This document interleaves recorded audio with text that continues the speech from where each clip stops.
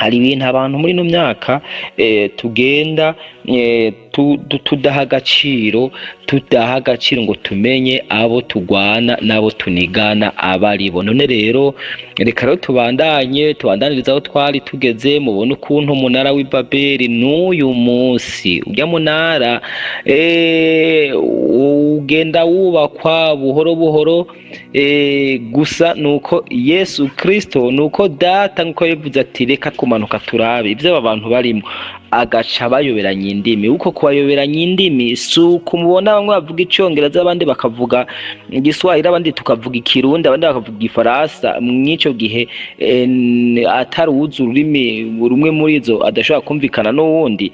Oya, ahubwo uburyo bayoberanijwe mw'indimi nuko ubwa mbere na mbere byanse ko bahuriza ku cyo bagomba gukora, byanka ko bahuriza ku masezerano baba bagomba kugiriranira kugira ngo bashireho ikintu kimwe. Yesu adufashe kandi adutabare.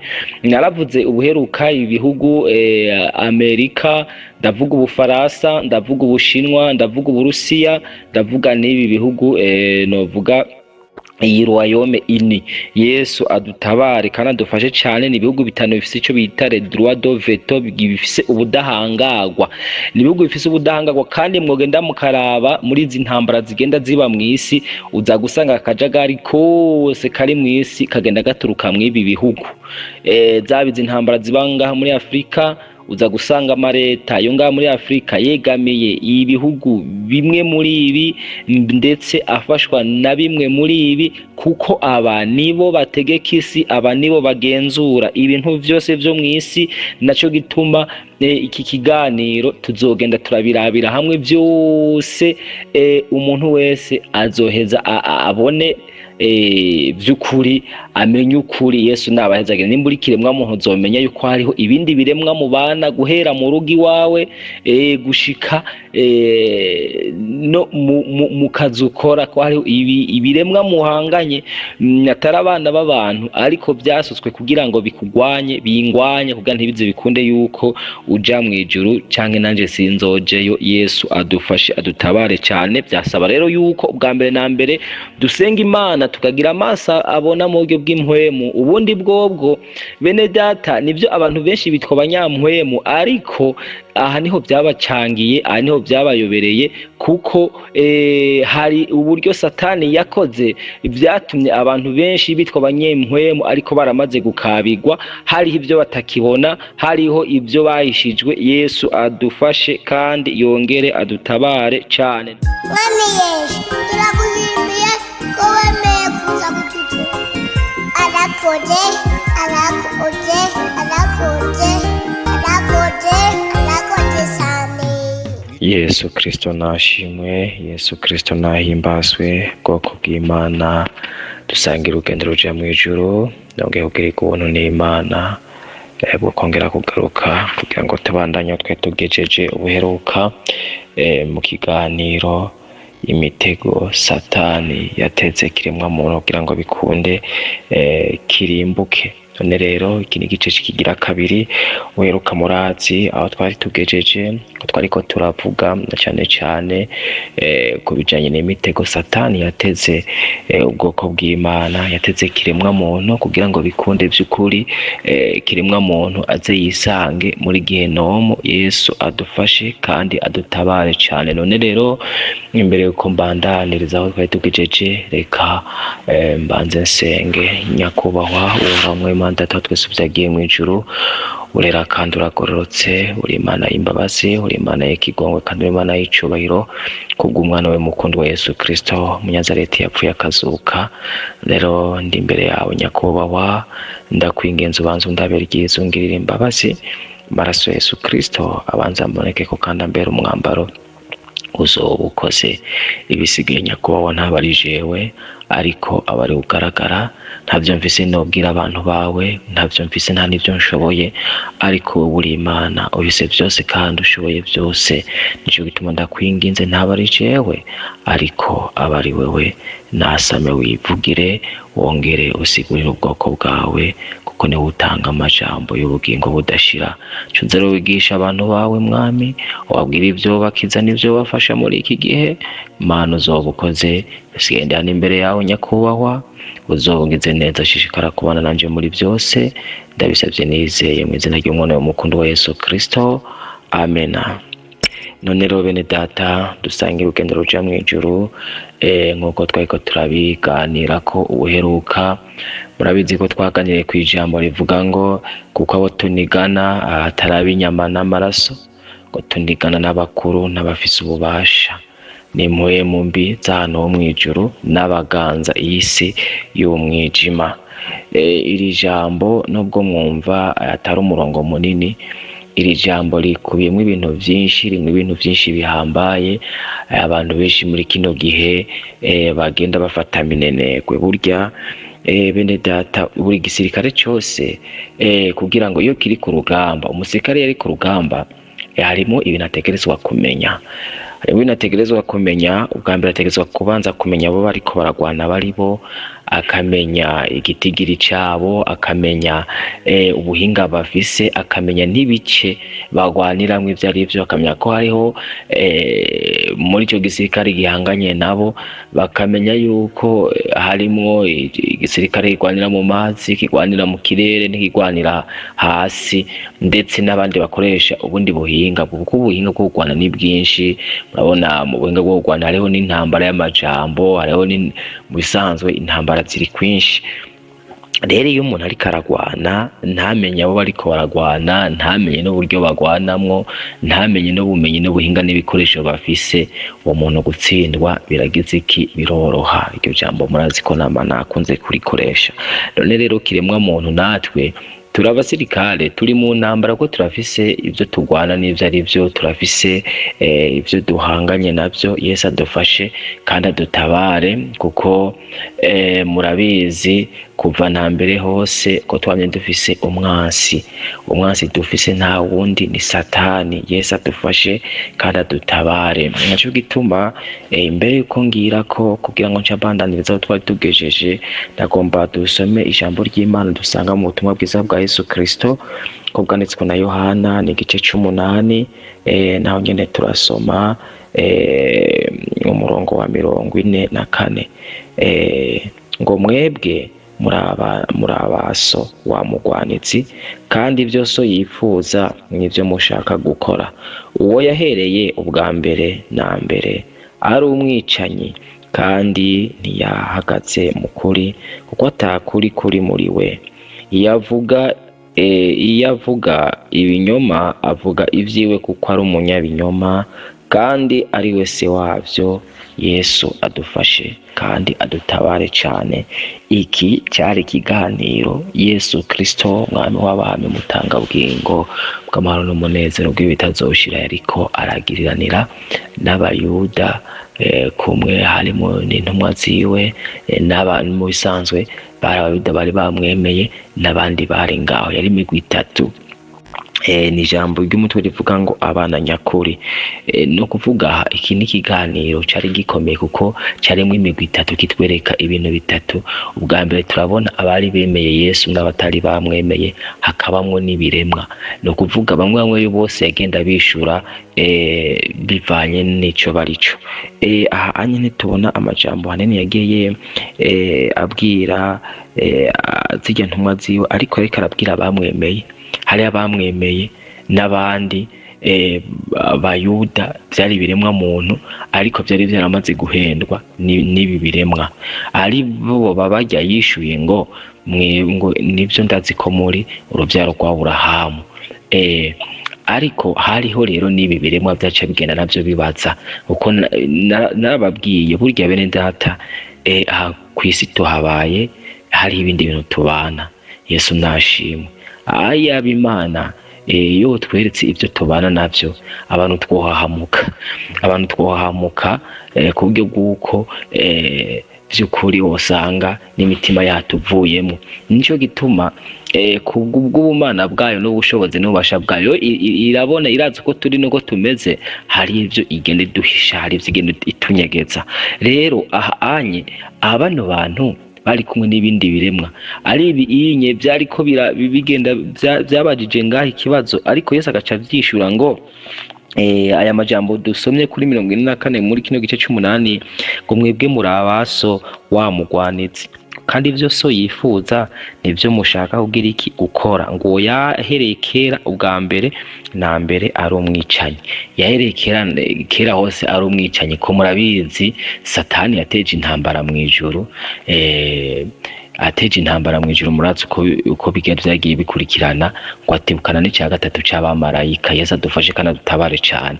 Burya murumva uyo muntu n'umunye ico kiremwa ko ari kiremwa c'inkomezi, burya gutibukana icya gatatu c'abamarayika, gutiburanwa n'icya gatatu c'abamarayika, bene data murumva yuko zikiremwa coroshe. Urumva ngo yahereye kera ari iki? Ari umwicanyi. Kandi rero ahantu abantu ariko turihendera muri no myaka, rega Satani ntiyahindutse hemwe bene data, Satani ntiyihanye. Nukuri Satani ntiyihanye uko yakora kirya gihe n'uyu munsi niko agikora. Amayeri yari afise kirya gihe n'ubu niyafise, nico gituma arakugomba nanje arangomba kugira ngo bize bikunde ntituze tuje mu bwami bw'ijuru, kuko arazi ivyiza biri mw'ijuru. Nico gituma atifuza ko hari kiremwa muntu coba mw'ijuru, kuko nawe yaramaze kurihomba. Ngo kuva na kera yamye ari umwicanyi. Ngo urumva ngo kuri uyu murongo nyene ngo kandi ntiyahagaze mu kuri, kuko atakuri kuba muri we. Yavuga ibinyoma avuga ivyiwe, kuko ari umunyabinyoma kandi ari we se wavyo. Kuvuga ni se w'ibinyoma kandi n'umwicanyi, nta kuri avuga. Nico gituma mu byo tugomba kuvugana byose ngomba kubereka iki kinyoma ciwe n'ubu bwicanyi bwiwe ahantu buhagaze. Yesu nabahezagire kandi adutabare, yongere adufashe cyane. Bene data, muri abatunigana muri iryo jambo twarabiye hamwe ubuheruka, abo tunigana baribo murabizi ko nagiye mvuga ku migwi na cane ku bisata bitandukanye Satani ariko arakoreramwo muri kino gihe, ariko abantu batariko barabona, batariko baraca n'ikanda. Nimwibaze kenshi abantu ikintu rero dukunda kudaha agaciro n'ububasha n'ubushobozi kino kiremwa tugwana naco kiduhiga gifise kumwe n'ingabo zacu. Yesu adufashe kandi adutabare cyane. Burya Satani n'ingabo ziwe nabo barafise ububasha, barafise ubushobozi. Sinje kubigisha ububasha bwiwe, ariko nk'ikiremwa duhangana, nk'umwansi atugwanya, byasaba yuko tumenya uwariwe, byasaba yuko tumenya n'amayeri akoresha kugira ngo agwanye ubwoko bw'Imana. Yesu adufashe adutabare. Rero nkuko nabibabwiye ubuheruka, ndababwira nti n'uyu munsi ujya munara w'i Babeli uko byatanguye na kijya gihe, n'uyu munsi ujya munara uracubakwa. Yesu adufashe adutabare. Kandi mwibuke suye inyuma gatonya, Daniel karasenga, murabizi yuko inyishu yiwe yaratangiriwe imisi kanaka. Yesu nabahezaga iryo jambo ry'Imana sinari nariteguye ngo ndarirondere, ariko murabizi yuko umumarayika aramuzaniye inyishu ko yahuye n'intambamyi mu kirere, agahura na Segaba w'Ubuperisi, umwami waho ngo akamutangira, hanyuma akarekugwa ari uko harinze kuza Mikayeli aje kugira iki? Kumutabara. Camwibaza rero uwo muntu harinze ico kiremwa, uwo mwami avugwa harinze haza Mikayeli, mwibaza ko yari Satani. Naco gituma bene data, hari ibintu abantu muri no myaka tugenda tudaha agaciro ngo tumenye abo tugwana n'abo tunigana abaribo. None rero reka rero tubandaniriza aho twari tugeze. Mubone ukuntu umunara w'i Babeli n'uyu munsi urya munara ugenda wubakwa buhoro buhoro, gusa nuko Yesu Kristo, nuko data nkuko yavuze ati reka kumanuka turabe ibyo abantu barimo, agaca bayoberanya indimi. Uko kubayoberanya indimi si ukumubona bamwe bavuga icyongereza abandi bakavuga igiswahili abandi tukavuga ikirundi abandi bakavuga igifaransa. Mw'icyo gihe atari uwuzi ururimi rumwe muri zo adashobora kumvikana n'uwundi. Oya, ahubwo uburyo bayoberanijwe mw'indimi nuko ubwa mbere na mbere byanse ko bahuriza ku cyo bagomba gukora, byanka ko bahuriza ku masezerano baba bagomba kugiriranira kugira ngo bashireho ikintu kimwe. Yesu adufashe kandi adutabare. Naravuze ubuheruka ibihugu Amerika, ndavuga Ubufaransa, ndavuga Ubushinwa, ndavuga Uburusiya, ndavuga n'ibi bihugu novuga iyi Royaume Uni. Yesu adutabare kandi adufashe cyane. Ni ibihugu bitanu bifise icyo bita le droit de veto, bifise ubudahangagwa. Ni ibihugu bifise ubudahangagwa kandi mwogenda mukaraba muri izi ntambara zigenda ziba mu isi, uza gusanga akajagari kose kari mu isi kagenda gaturuka mu ibi bihugu. Zaba izi ntambara ziba ngaha muri Afrika, uza gusanga amareta yo ngaha muri Afrika yegamiye ibihugu bimwe muri ibi ndetse afashwa na bimwe muri ibi, kuko aba nibo bategeka isi, aba nibo bagenzura ibintu byose byo mu isi. Naco gituma iki kiganiro tuzogenda turabirabira hamwe byose, umuntu wese azoheza abone by'ukuri, amenye ukuri. Yesu nabahezagire. Nimba uri kiremwa muntu uzomenya yuko hariho ibindi biremwa mubana guhera mu rugo iwawe gushika no mu kazi ukora, ko hariho ibiremwa muhanganye atari abana b'abantu, ariko byasutswe kugira ngo bikugwanye, bingwanye kugira ntibize bikunde yuko uja mu ijuru canke nanje sinzojeyo. Yesu adufashe adutabare cyane. Byasaba rero yuko ubwa mbere na mbere dusenga Imana, tukagira amaso abona mu buryo bw'impwemu. Ubundi bwobwo bene data nibyo abantu benshi bitwa abanyampwemu, ariko aha niho byabacangiye, aha niho byabayobereye, kuko hari uburyo Satani yakoze byatumye abantu benshi bitwa abanyempwemu ariko baramaze gukabigwa. Hariho ibyo batakibona, hariho ibyo bahishijwe. Yesu adufashe kandi yongere adutabare cyane. None rero twari tugeze mu gisata cya politike, aho tweko turavuga ukuntu politike y'uno munsi y'iki gihe iriho kubwo amayeri ya Satani, n'ukuntu ibi biremwa bigenda byo nyene ari byo bishiraho intwaro bishaka. Nukuvuga hatwara muri bino bihugu byacu, hatwara uwo bino biremwa biba bikeneye. Uwo bidashaka naha mubona hacaba imigwi canke hakaba amakudeta mu bihugu bitandukanye. Ngira muherutse kubona siniba ko ari muri Venezuela, umuperezida yakuwe na Amerika, baragenda baramufata, baramujana, baramukura ku gihugu, bamufatana n'umuryango wiwe. Abantu benshi rero ibi bintu baca babaho batabitegera neza, batabiha n'agaciro.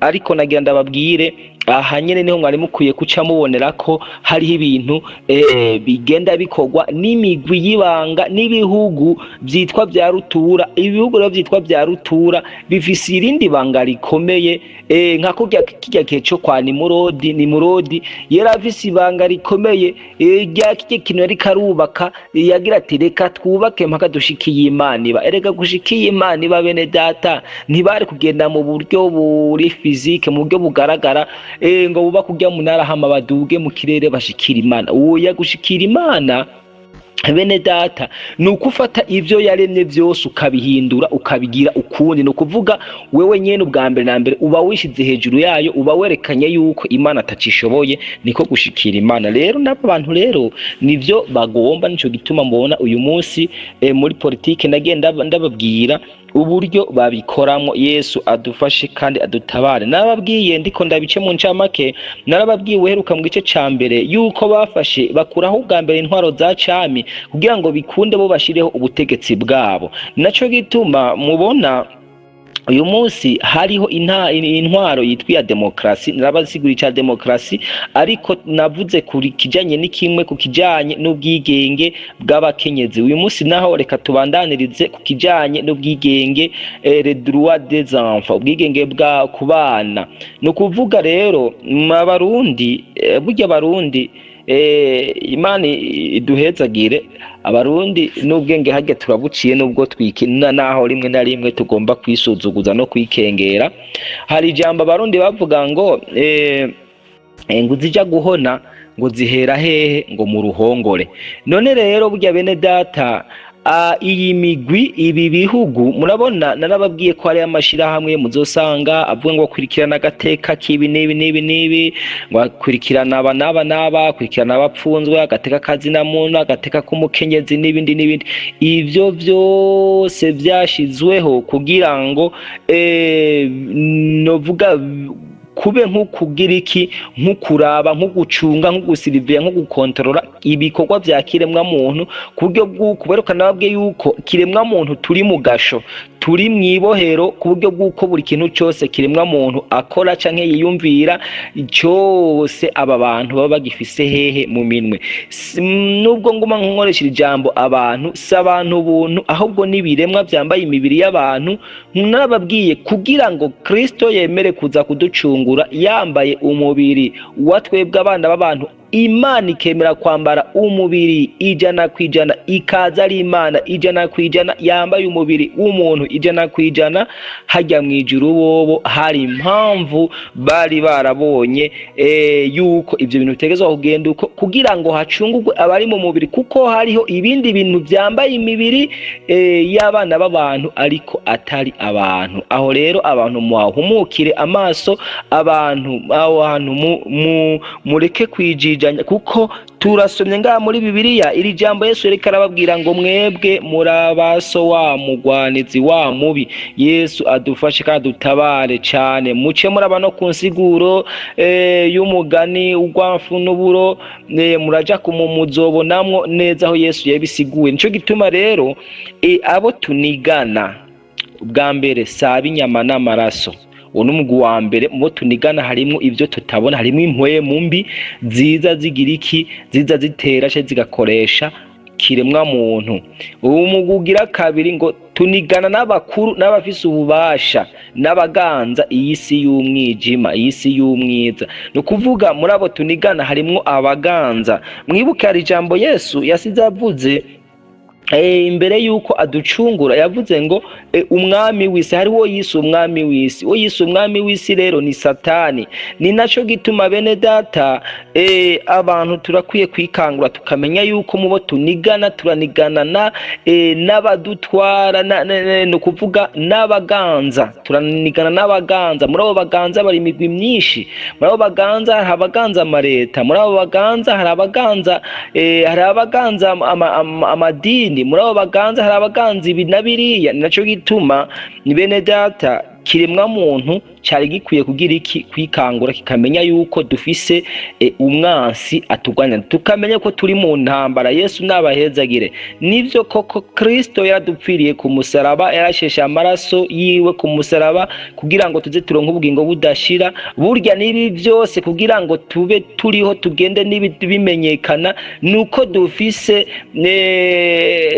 documentation. Erega bene data turafise documentation. Abantu benshi ntibabizi ko natwe kiremwa muntu turafise documentation iheze ikagenda ikadukorera ubutasi. Nuko abantu benshi iyo documentation bayimuye, bayitaye, badashaka kumva amakuru iri kiratanga. Documentation dufise ni mpwemu yera, ko Yesu yavuze ngo ikizogira ico kibamarira nuko nogira ikinogenda, kugira ngo bikune nzorunga ikende wa mutabaze ari mpwemu yera. Burya Yesu iyo adupfira gusa ntarungike mpwemu yera ntaze, hari ivyo tutogize iki tutoronka. Mumenye rero ko turi gisirikare, kuko umugabisha w'ingabo ni Kristo.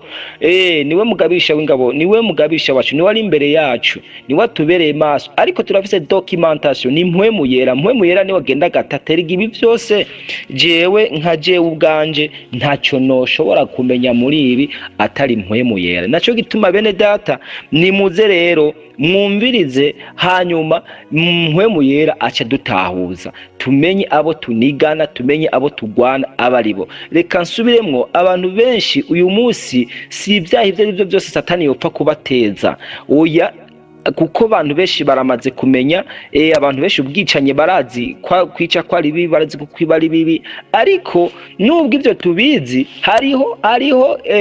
hariho ayandi mayeri Satani ariko arakoresha muri no myaka, kandi si no myaka yacu gusa, na mbere yamye yakoresha. Naco gituma byasaba yuko tumenya amakuru yose, tukamenya n'imitego yose y'umutezi, hamwe atega muri uru ruhande ukamenya uti aha anyu umutego n'uyu, ukamenya n'ukuntu uza kuwusimbuka, ukamenya ukuntu uza kuwuvamwo. Rega abenshi bibaza yuko imitego dutegwa ari mu buryo bw'impwemu gusa, oya, no mu mubiri turimwo twarawutegewemwo, ku buryo bw'uko umaze gufatwa mu buryo bw'umubiri, gufatwa mu buryo bw'impwemu biroroshe, kuko murabizi mu bubansi dufise batatu ba mbere batugwanya cyane, umubiri niwo uzi imbere, hanyuma isi hakakurikira Satani, kuko murabizi. None rero bene data, kuri kijanye na politike nariko ndavuga kuri iki kijanye n'agateka k'abana, ibijanye n'agateka k'abana uyu munsi murabona yuko hari iki kintu kivuga ngo umwana murekere ubwigenge, umwana ibyo guhana kwishure, murabizi abavyeyi, umwana akoze ikosa yarahanwa.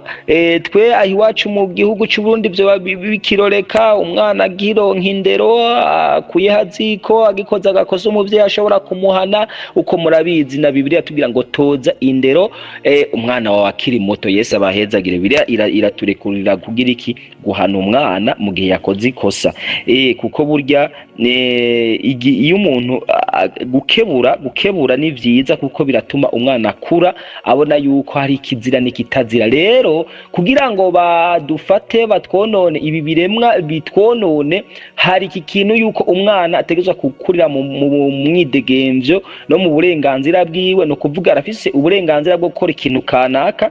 Naco gituma muri ibi bihugu za Amerika n'ahandi umwana akura afise uburenganzira bwo gusambana n'uwo agomba, cyangwa bwo gukora ikintu ashatse, kuko n'uburenganzira nyene ahabwa n'amategeko. No kuvuga rero ivyo ni systeme Satani ariko akoresheje ivyo biremwa vyiwe kugira ngo kiremwa muntu, umwana w'umuntu yononekare guhera akiri umwana, yononekare guhera akiri muto, kuko umwana amaze kuba afise ubwigenge bwo gukora icyo ashatse, muhira icyo agombye cyose atangorane, nubwo yokora ikosa akaba ntunkome ku ishuri, yigenza uko agomba, ni ukuvuga bizotuma kiremwa muntu gikura cyarononekaye. Narababwiye ihangiro rya mbere bafise ni ryo kuroha ugwaruka rwacu, ni uburyo kuroha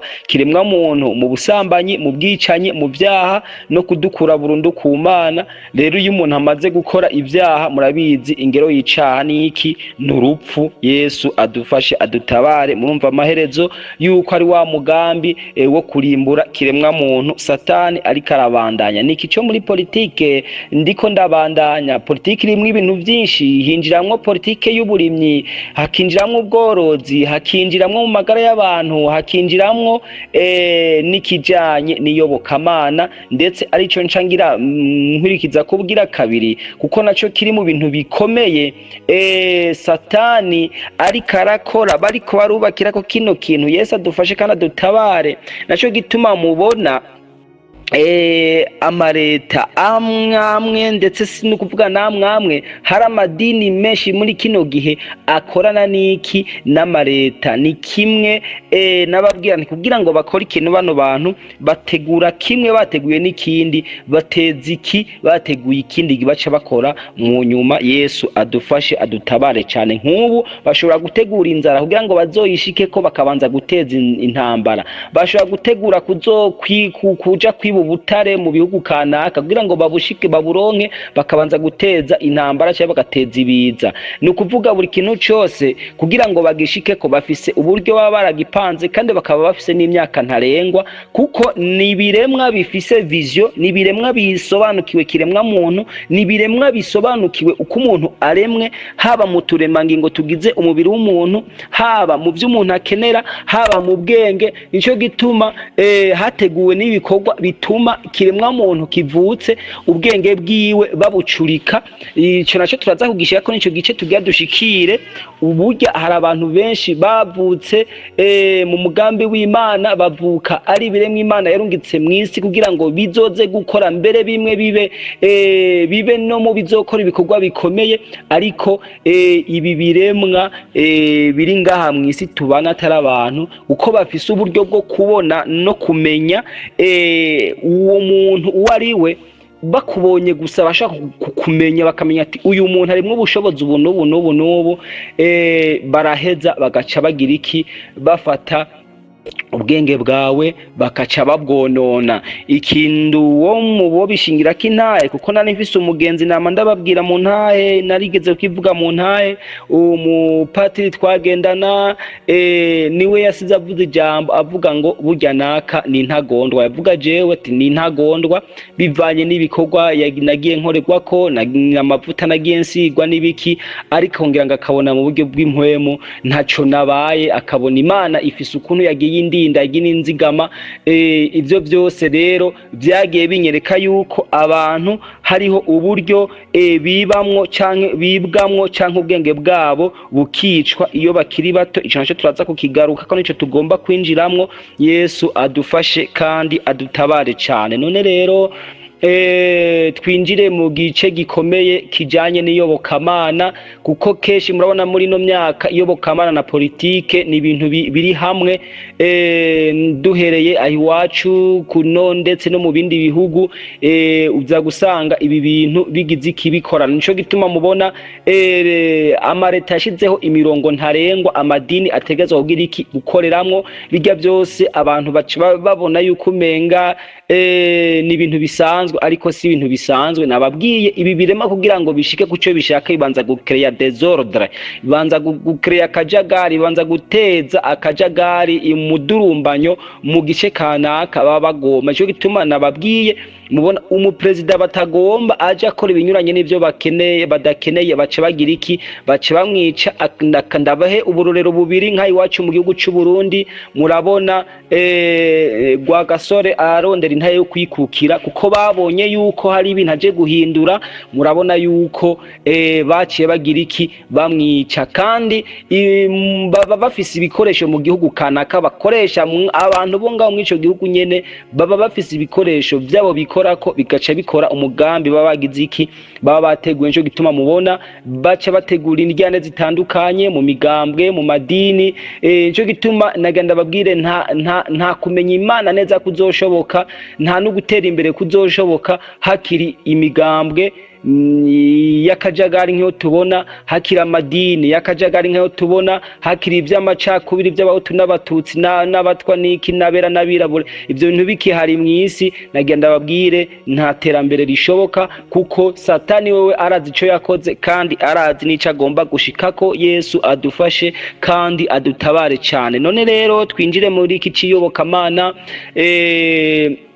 naco tukivuge ko Yesu abahezage. Nabwiye ko ikiganiro gishobora kuzotwara ibice birenga kuzokorwa mu bice birenga kimwe. None rero bene data, mu nkundire tubandanye, naho audio igomba kuba ndende, ariko muza muri hangana bino biganiro muvyumviriza. Yesu abahezagire. None rero kukijanye n'iyobokamana, murabona neza yuko muri no myaka tugezemwo hari amadini menshi avuga ko ara ya Gikristo. Abantu benshi tugenda na Bibiliya, tuvuga ko turaba Kristo, tuvuga ko turiko turaja mu ijuru, ariko ugacuraba ibikorwa dukora, kuko Yesu yavuze ngo muzobamenyera ku byo bagira iki, ku byo bama. Ukaraba ivyamwa ukabura icamwa na kimwe, tugaca tumera nka wa musukoni Yesu aje guhiga ko ico gufungura akakibura, hama agasiga awuvumye. Kubera iki abantu benshi bagenda kumuvumo? Kubera iki? Hari ibikorwa Satani yakoze akoresheje ivyo biremwa vyiwe biri mw'isi. Kuko bene data nagenda babwire, abadayimoni kugira ngo baze mw'isi, baze gukora mw'isi, ata bundi buryo Satani yagize yakoresheje, biragoye kuza mu buryo bw'impwemu gome ntibyoroshe nk'uko hari ibiremwe biba byavutse bituma biza guca intege abantu, hanyuma b'abadayimoni bandi baza mu bundi buryo bakabona kuza, kuko haba hariho bagenzi babo babitangiye imbere bariko barakora. Kuko murabona uyu munsi abantu turi izina rya Yesu, ariko ukazumva n'abadayimoni bakubwiye ngo natwe bwiryo turarizi. Kubera iki? Hari abadayimoni Satani yarungitse mu buryo bw'ibi biremwa tubana, ariko gwagwafu yavuga ngo reka bikurane. Nuko ntushobora kubitandukanya udafise amaso yo mu buryo bw'impwemu. Nukuvuga rero ibi biremwa byaraje, turaza kukivuga, biraza bimaze kuza byinjira mu madini, bishinga n'amadini, bice bitangura kwigisha mu izina rya Yesu, bice bituma izina rya Yesu ritangura kumera nk'iritaye inguvu. Kuko ubundi abadayimoni bumvise izina rya Yesu bagira ubwoba, babonye bibutse ibyo Yesu yakoze cya gihe yari amaze gupfa ku musaraba, cya gihe yahambwa muri rya minsi 3 yamaze kuzimu. Ijya minsi 3 babonye ibintu bikomeye biteye ubwoba yakoze imbere ya shebuja wabo, bituma bagira ubwoba. Iyo bumvise izina rya Yesu bigace bibakutsa umutima, bakaranduka umutima. Ariko kubera ubu Satani yakoresheje ayandi mayeri ayikoze kuri bya biremwa byiwe, bigaca bize bikavuga rya zina rya Yesu. Nukuvuga abadayimoni bagenda bubahuka batinyuka gukora ibikorwa by'urugomo batokubahutse gukora ku muntu ariko aravuga izina rya Yesu. Abakozi b'Imana murabizi, bishobora kuja gusengera umuntu ukavuga uti mu izina rya Yesu, ukaza wumva navyo bivuze ngo mu izina rya Yesu. Kubera iki? hari ubushobozi wewe bukuriko bw'abadayimoni utazi. Rero iyo uri kugendwa ko n'ubushobozi bw'abadayimoni utabizi, ntuza kwatura izina rya Yesu ngo hari ico biza kugira iki kugufasha cyane, kuko wewe nyene uburi mu butware bw'umwijima. Yesu adufashe kandi adutabare cyane. None rero bene data, kuri iki kijanye n'iyobokamana, no kuvuga murazi ko Kristo yaje mu isi nkuko nagihereye ko aza yambaye umubiri kugira ngo acungure abari mu mubiri bose. No kuvuga rero amaze gupfa no guhambwa no kuzuka, murabizi ko yazavuze ati cyo kibamarira nuko nogira iki, nogenda kugira ngo nze ndabarungikire wa mutabazi. Yesu yaragiye, yaruriye mu ijuru, amaze kurira mu ijuru mpwemu yera aratangwa. Ibyo sindabigaruka ko nkuko tubisanga mu byakozwe n'intumwa, uburyo yatanzwemwo nibaza abantu benshi murabizi. Ego Yesu adufashe kandi adutabare cyane. None rero amaze gutangwa, intumwa zarahagurutse, ba Petero barahaguruka, mbere ba Paulo bapfa biyongeramwo, baraheza barakwira imihingo myinshi, baravuga ubutumwa bwiza, abantu barihana, barava mu vyaha, barabatizwa, ndetse nabo bararonka mpwemu yera. Mu nyuma rero Satani arabona yuko ataco yakoze, arabona ico yari yibaza ko yagwanije guhera. Murabizi Yesu amaze gupfa, umunsi wo kuzuka bace bahera abarinzi bari barinze uruhafu kugira ngo bavuge yuko atagize iki, atazutse, ahubwo ari intumwa ziwe zaje mu ijoro zikamwiba. Ico kinyoma kikaba carakwiye mu Bisirayeli, navuga ngo n'ubu bakaba batagize iki. Murabona ko Abisirayeli burya ntabwo bemera Kristo nkuko twebwe tuvugwa ko twari abanyamahanga tumwemera. Yesu adufashe kandi adutabare cyane. Ico kinyoma rero cyavuye ico gihe kiraranda gatanavuga ngo n'ubu, ariko nticyabuje ko isi yose imenya ko Yesu yavutse, hanyuma agakura, hanyuma agapfa, akagahambwa, hanyuma akazuka, hanyuma kurira mu ijuru. None rero bene data, ni kuvuga rero ico gihe rero Satani amaze kubona ko ico kinyoma yari yagombye kwikwira mu bantu ko kidakunze, yaciye akoresha ubundi buryo, indi strategy yaciye akoresha yari yo guca bica umuntu wese avuga mu izina rya Yesu. Murabizi ba Paulo, ba Petero bagiye bakubitwa, ba Paulo na Sila batonagurwa bari mu ibohero. Petero murabizi igihe yagomba kwicwa, ariko ishengero rikamusengera, hanyuma inzugi z'ibohero zikugururwa, agataha, umumarayika akamukura. Ivyo murabizi. Guteba rero naho hageze igihe Paulo baramwica, Petero baramwica. Petero bamaze kubica, murabizi ku mwami Nero, abasoma cyangwa bakurikiranye iby'amategeko ukuntu byagiye bigenda, umuntu wese yitwa umukristo baramwica, barabica, barongera barabica. ariko uko babica kuko bari bafise ubundi bushobozi, nimba arabo batekeye mu mikama bakabaturira, bakumva muri ya miganda y'inkwi n'umuriro bariko bararirimba indirimbo bahimbawe banezerewe batazira umwami wa Yesu Kristo, bati turamubona araje kudutora, abandi baririmba baryohewe.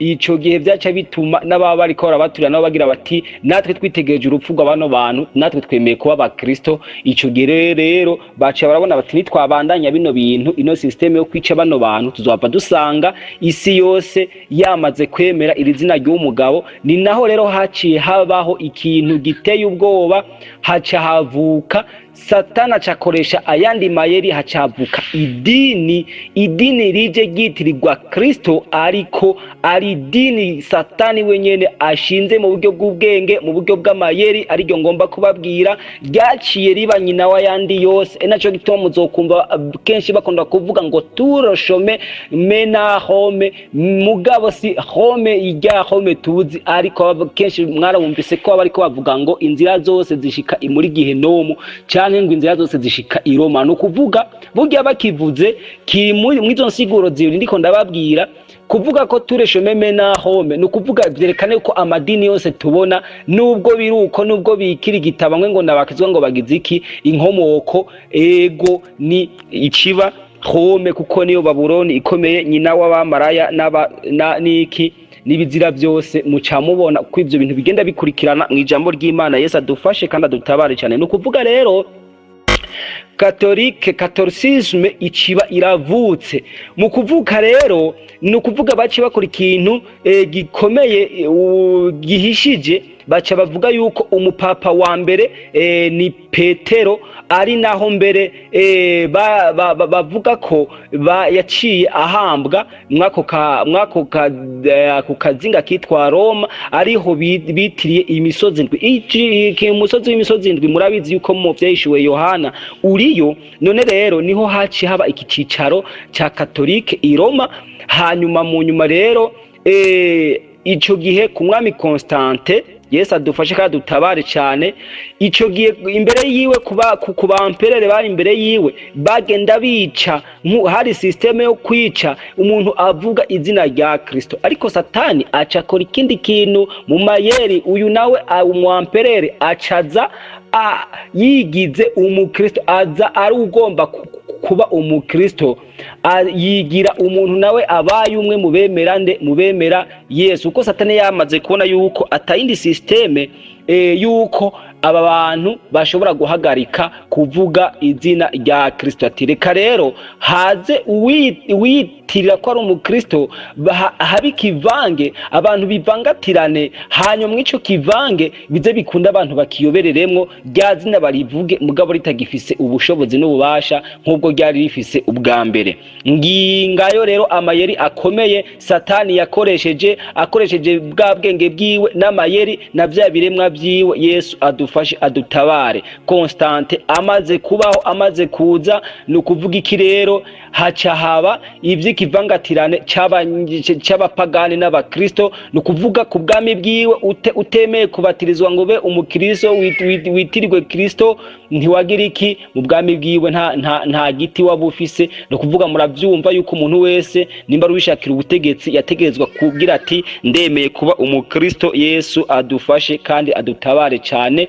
Niho rero ibi byaca bibaho. Hanyuma hakabaho n'ubwa mbere atwara idini n'igihugu, mu nyuma havuka ubupapa. Yesu adufashe adutabare. Naco gituma bavuga ngo Petero niwe papa wa mbere, ni kinyoma cyambaye ubusa. Yesu nta bupapa yasize ashinze, ariko Yesu yarashinze idini ryiwe. Iryo dini ryiwe ryubakiye ku ntumwa kuri ba Petero na ba Paulo.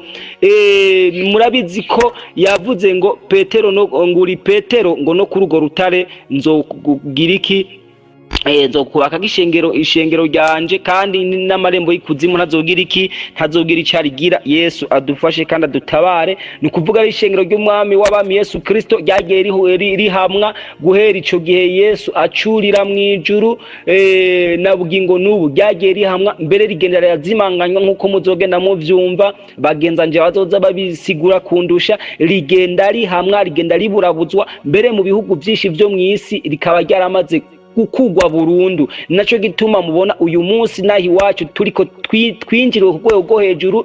Impamvu nyamukuru ni kugira ngo bazimanganye ishengero ry'umwami w'abami Yesu Kristo, hasigare icitiranwa caryo. Ari ibi mubona muri iki gihe amadini menshi, amadini yose ariko arihuza kugira ngo bagire ico bita mpuzamadini. Rero iri dini rya Katolika rimaze kuvuka, nahaciye yakoraniramwo ibizira vyose bitwe abakristo, mugabo harimwo ibizira byose. No kuvuga mu gusenga bakoresha ibishushanyo, navyo bigaca biza guhura na rya jambo riri mu kuva igice ca 20. Murabizi ko Imana ivyankurunuka. No kuvuga abantu babanze kubashirako umuvumo wo gusenga ibishushanyo, wo gukora ico bita ibangikanyamana. Umuntu amaze gukora ibangikanyamana, no kuvuga Imana icikura karenge, kuko uwo muntu aba yataye umurongo, aba ariko akora ibizira, aba ariko akora ibishisha n'ibisesema uhoraho. No kuvuga ico baca batangura kucinjizamwo kugira ngo bahumanye kiremwa muntu, bamukure mu murongo wo kuja mwijuru. Ico cabaye icambere.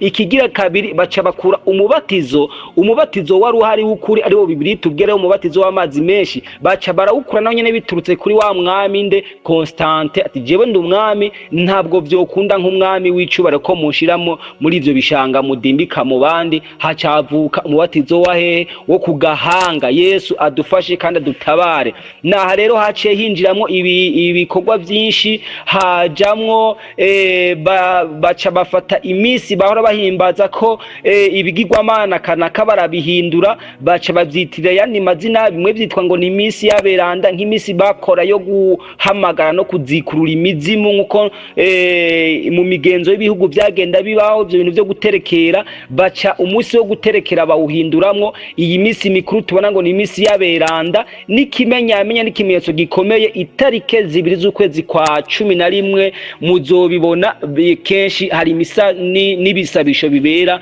mu matongo y'abapfuye.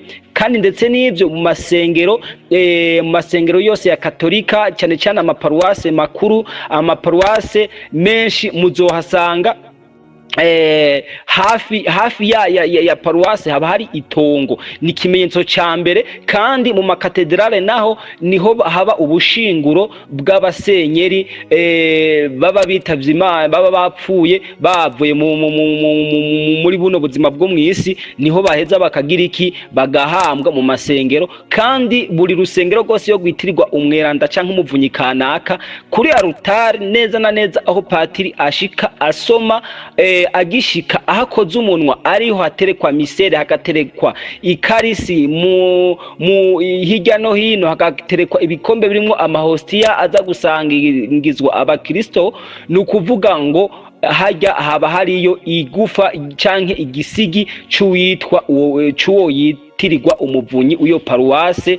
Ivyo navyo mukaba mwumva yuko ari bizira imbere y'uhoraho. Naco gituma aba bari ngaho mw'ico kibanza baba bahumanye, kuko Imana murabizi guhera na kera umuyuda w'umwisirayeli ntiyemererwa gukora ku kintu cagize iki? Capfuye. Ntiyemererwa gukora ku muvyimba y'abahumanye. Yesu adufashe kandi adutabare. Uyu munsi rero abantu baranambara amagufa y'abantu. Naco gituma ico turaza kugishikako, ariko reka mbanze mbandanye. Yesu adufashe adutabare cyane. Iri dini rero ryaje rikora ibintu biteye ubwoba. Uko ubwa mbere na mbere hamaze kwinjizwamwo ikizira cyo gusenga no gukoresha amashusho. Ikigira kabiri haca hazamwo ikintu cyo guterekera. Ikigira gatatu haca hazamwo, no kuvuga Yesu yavuze ngo ni jenzira kuri n'ubugingo, nta ushaka kuja kwa data nta mujanye. Haca hazamwo ico gupinga no gutitura ijambo rya Kristo. Haca hinjizwamwo uwitwa Bikira Mariya. Uwo nawe nukuvuga hariho iyo bita ngo ni nyina w'Imana zose. Benshi bavuga ngo ni Kigomana, ibyo bita Kigomana cyitwa Tamuzi. Benshi babivuga ku mazina atandukanye bivanye n'ibihugu. Rero baca barahindura ati ko hariho Mariya nyina wa Yesu, reka rero ca duhindura, aca bureca twitirira mu gishingo c'Utamuzi, ca tugira iki, ca tumwita ko ari we nyina wande, nyina wa Yesu. Nukuvuga rero aha niho ncange nashiraho itandukaniro hagati ya Mariya na Bikira Mariya. Nukuvuga n'abantu babiri badasa, kuko Bikira Mariya no muvyeyi atamenye umugabo, kandi n'umugabekazi wo mwijuru. Umugabekazi wo mwijuru nawe tumusanga kwa Yeremiya igice ca 44 niho dusanga umugabekazi. Ariko Mariya nyina wa Yesu turamusanga mu Isezerano Risha, aho ukuntu Bibiliya imuvuga ni nyina wa Yesu. Ariko Bibiliya tubwira ko Yosefu ntiyigeze yegera Mariya igihe yari yibungenze Yesu, igihe Yesu atari bwavuke. Mugabo birici ivuga ngo kugeza Yesu ngo gushitsa, ngo urumva ntiyigeze amwegera gushitsa Yesu avutse. Nukuvuga kivuga yo iryo jambo gushitsa risigura yuko inyuma y'ivuka rya Yesu, Mariya na Yosefu babanye nk'umugabo n'umugore, kanatsinda Yosefu yari yasavye Mariya umugore wiwe, yari yaramusavye.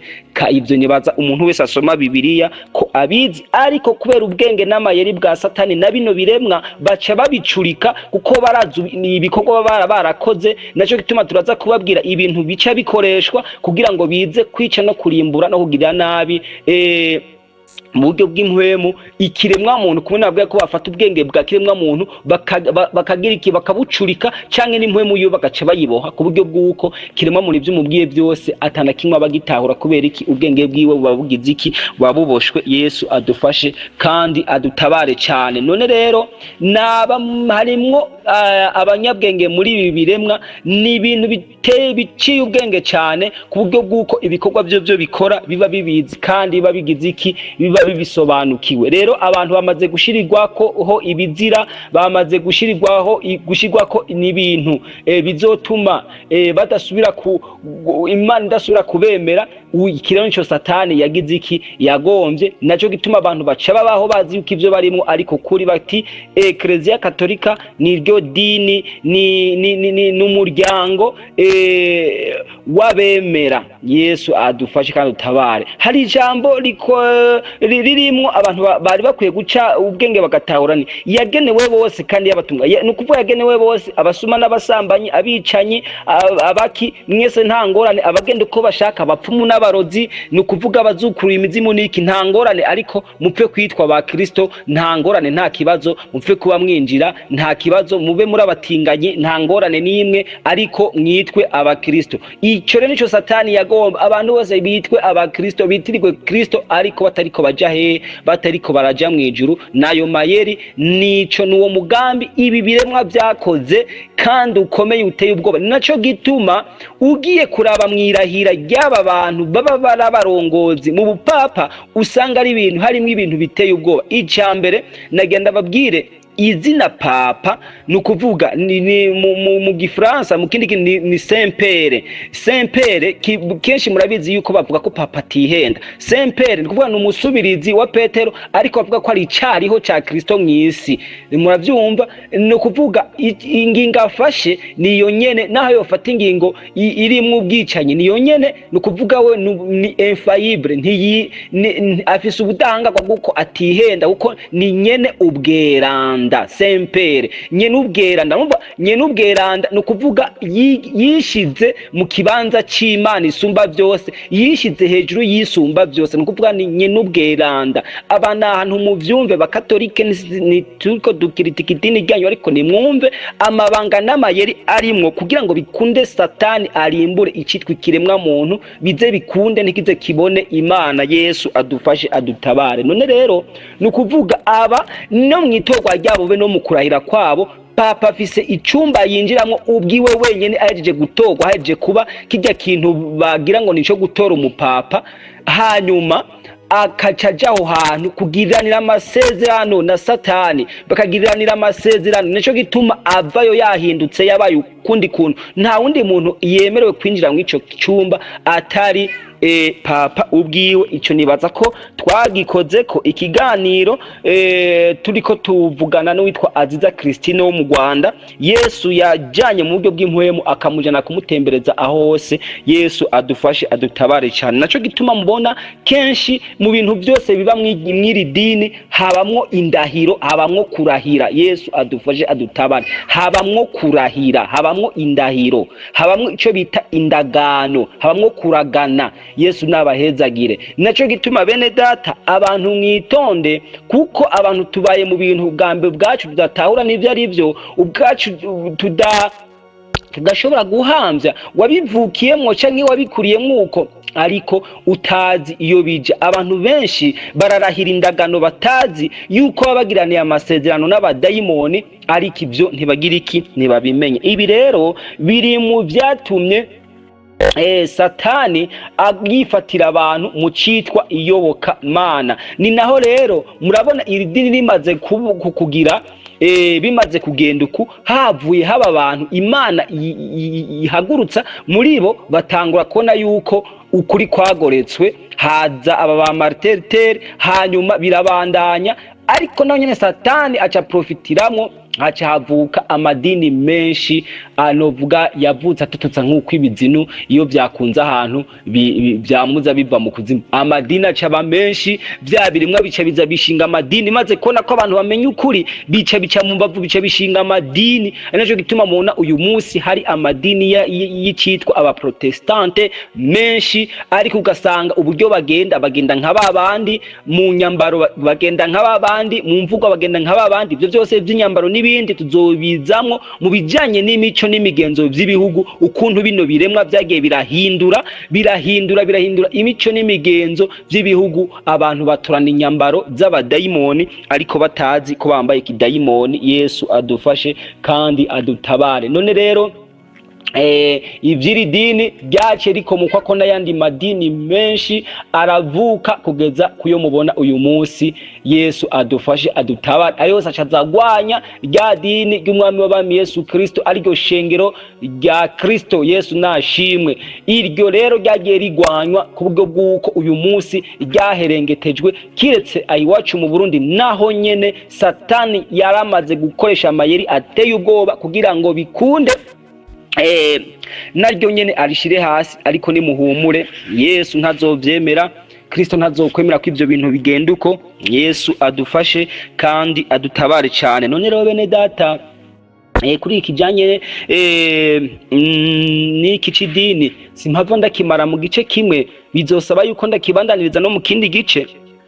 Ariko mwumve yuko twamaze gufatwa mu mpande zose. Naco gituma rero iri dini rimaze gukomera, hanyuma agaca havuka ya madini menshi, ibi biremwa byaciye bija hamwe bica bikora ikindi kintu gikomeye, bica bizana amashure y'icitwa Bibiliya. Kuko Bibiliya nubundi idini ryaciye rifata inyandiko zose, bamaze kwica intumwa bakica abantu bose bavuga izina rya Kristo, baciye bafata ibitabo n'inyandiko zari zihari zerekana neza na neza uko ubutumwa bwiza bwategezwa kuvugwa. Ibyagiye bikorwa baca baravyakira, babishira ahantu, bishira mu bubiko bwabo, baravyegeranya, baca bakuramwo ivyo bagomvye bivanye n'ivyo bashaka, baca bari ivyo bakuramwo, ibisigaye baragira iki, barabibika.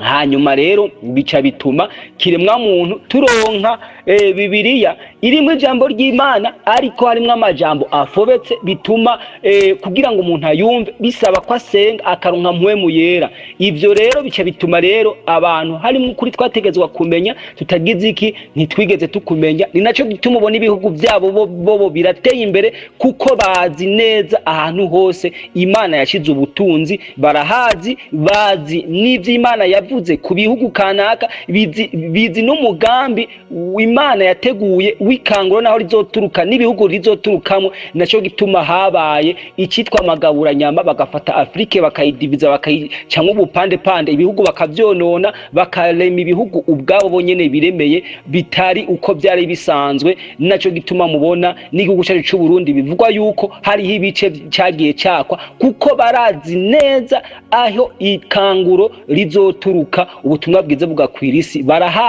Barahazi bobo mugabo n'igihe bashobora kuba bazi igihe kuko bafise inyandiko, bafise byose, bafise n'ibikoresho kuko n'ibiremwa biciye ubwenge, bafise n'ibikoresho bishobora gusubira muri kahise bikabereka ibyagiye biba gushika imbere ya Kristo ataravuka. Barafise ibikoresho, Vatikano barafise imashine ishobora gusubira inyuma ikabereka ibyabaye. Naco gituma bene data twitonde, ibi biremwa ni biremwa biciye ubwenge, ni biremwa bikomeye, byasaba natwe kugira ngo dushobore kubinesha. Twashobora kuja mu bushobozi tugasenga Imana, Yesu akadutabara, akaduha amaso abona, mpwemu ya tukamwemerera, akatubera umutasi nkuko ari umutasi, agadutatira neza tukaronka amakuru ngo turiko turayaronka, hanyuma ayo makuru tukayakorerako.